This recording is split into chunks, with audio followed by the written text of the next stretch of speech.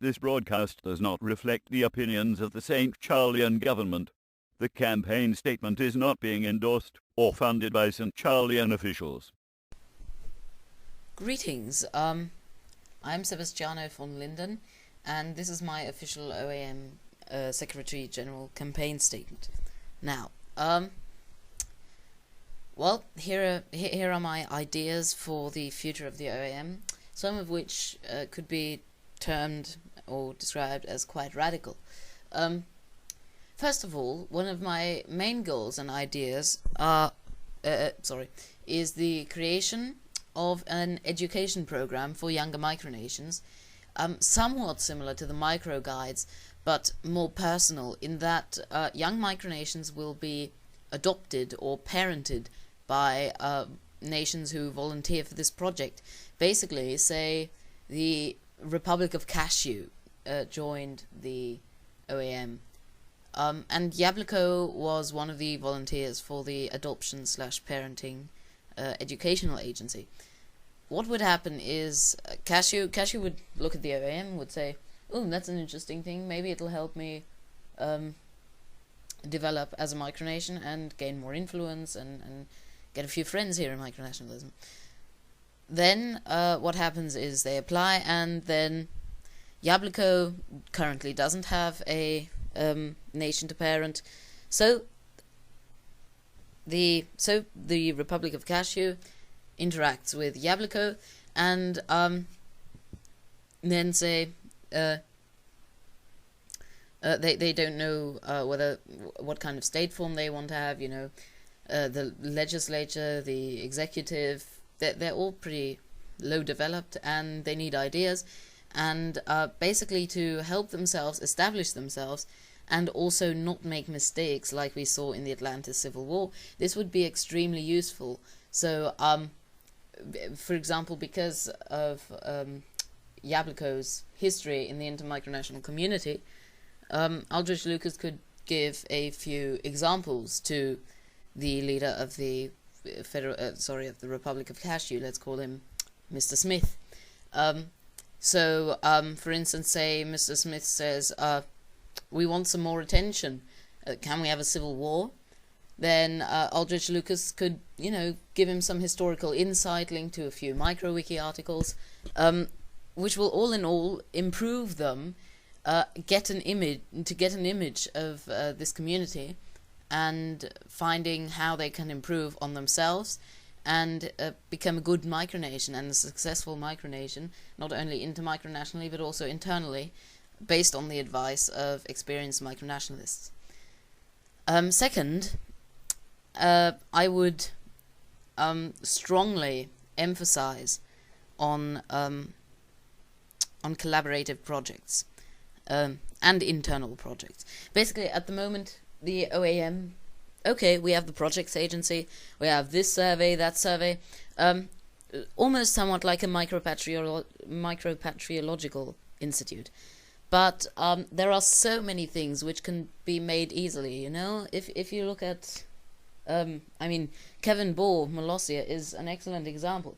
Okay, he has land, but who doesn't have at least a little bit of front yard where he could put a flag or have a little celebration, or even in a room, hang up a flag or redecorate the room and stamp it, label it as the great, if your room is a city called Smithton, the great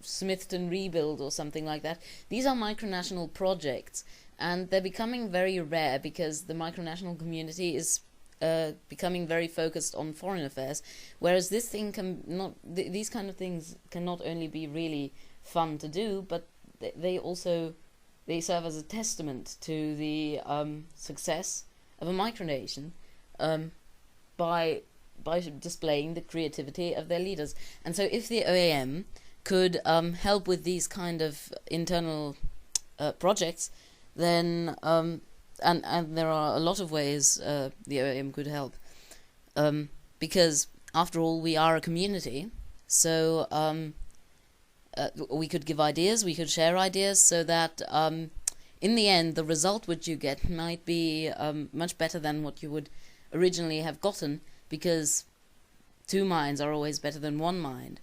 And with such a large community, it's obviously a lot more than 2 minds. So in the end, you reach a result which is near optimal. And so in this spirit of internal projects, collaborative projects are also very important and doable, because what do we have so far? We have the Meteorological Office, which collects data. We have... Good question. What do we have? We have the Transport Agency.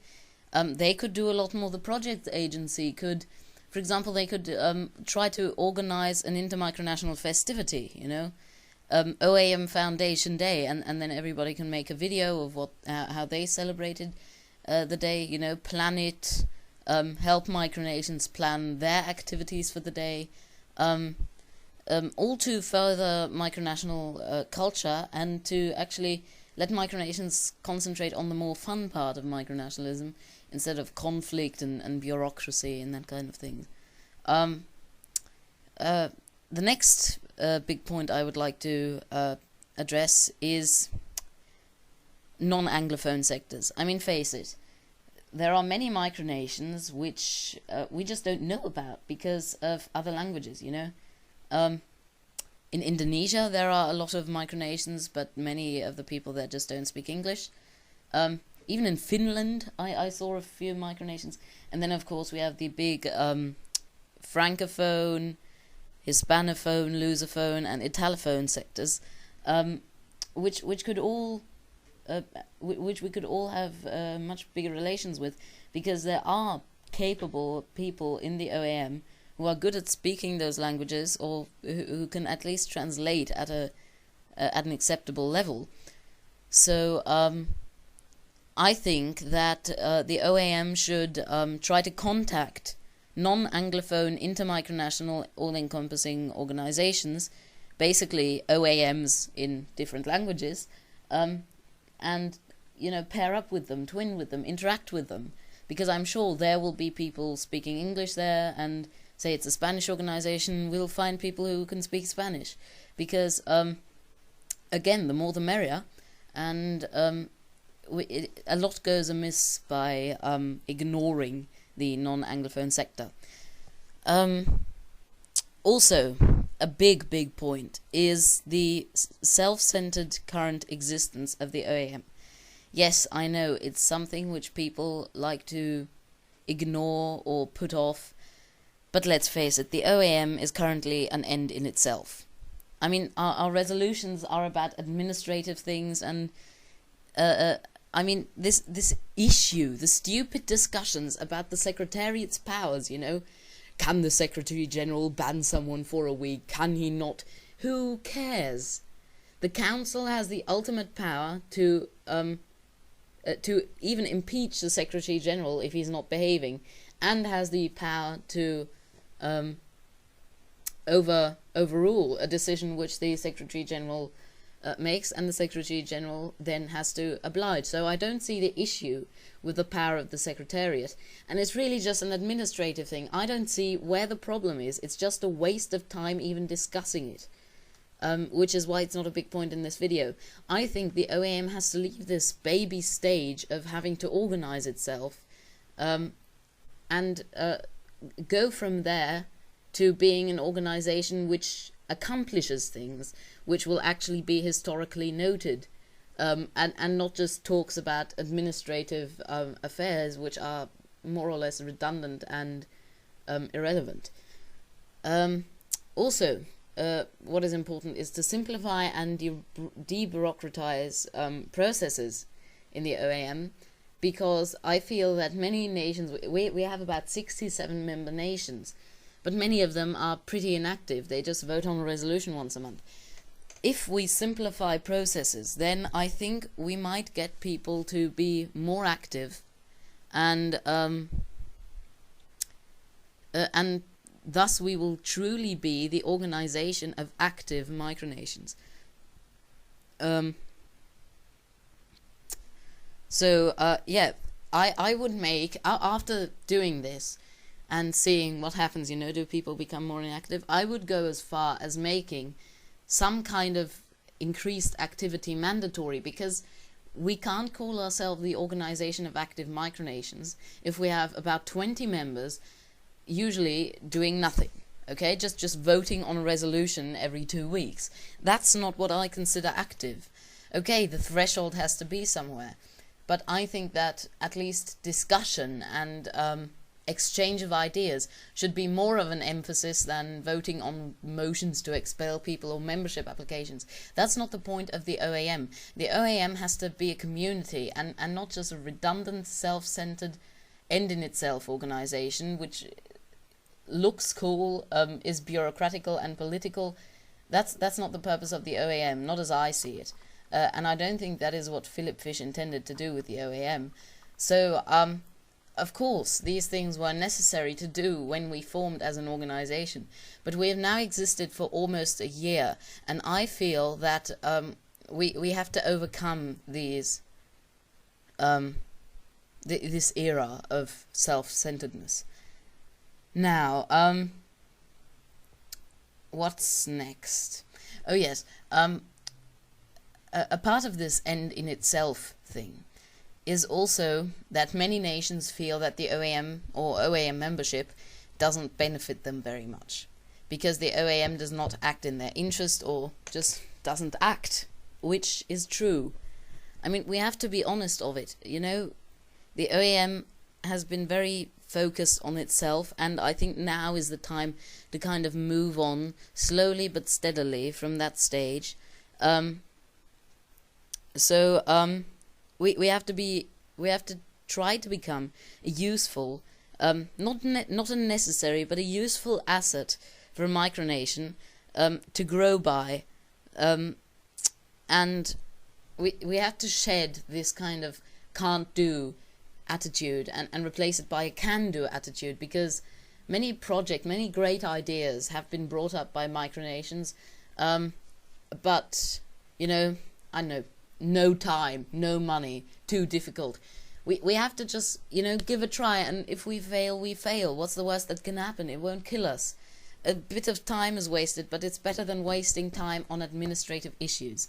Now, final point, as I have touched on before, the OAM has to become more of a social platform for intellectual debate and exchange of ideas, than being a political organization which focuses on itself, rather than furthering the goals of its member nations and helping micronations establish themselves. We have to be, a forum. We have to discuss, we have to help each other improve, and we are not doing that by discussing redundant matters which are completely and utterly irrelevant to the member micronations. No, we have to help micronations with projects. We have to help micronations establish themselves. We have to give ideas so that with the low budget and means of any micronations, it can still be achieved a culture, a kind of self-awareness, an identity, a micronational identity, and I feel like the OAM is currently not doing that. So if elected, I will try to reform and improve on the OAM in such a way that it becomes far more active and far more involved in micronations, while still, of course, respecting sovereignty, and helping the intermicronational community, being the intermicronational community and a platform for exchange, rather than a self-focused political organization. Thank you.